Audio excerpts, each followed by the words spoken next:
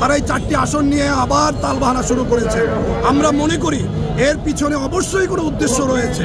আপনি আমলাযন্ত্র জটিলতা এবং অন্যান্য যে আপনার জটিলতা রয়েছে, আপনার ফ্যাসিস্ট আওয়ামী লীগের যে ষড়যন্ত্র রয়েছে, আমরা সব কিছুই দেখছি। এই যে 4টি আসন যে বাদ দেওয়া হচ্ছে, এটার পিছনে একটি কারণ। আজকে আমাদের ঐক্যবদ্ধভাবে আজকে সরকারের কাছে আমাদের সার্বজনীন প্রদানের আজকে একটা প্রথম ধাপ, এবং এর পরবর্তীতে আমরা আগামীতে এই প্রোগ্রাম তারা না মানে এবং আমাদের দাবি যদি না মানে, তাহলে আমরা আগামীতে কঠোর আন্দোলন করতে প্রস্তুত আছি।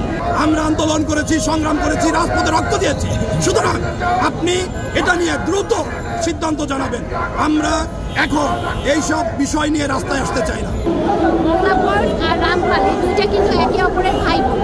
এখন এই দুজনকে ভাঙ্গা হচ্ছে খুবই এটা খুবই দুঃখের বিষয়।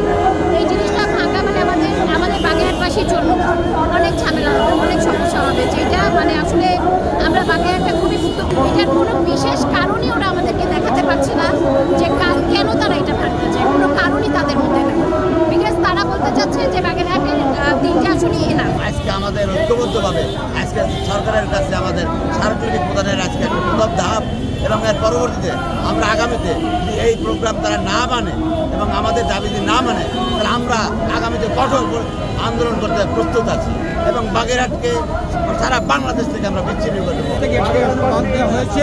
আমরা মনে করি যে এই 4টি আসন আমাদের প্রাণের দাবি, এই জন্য এটা ফিরে দিতে হবে।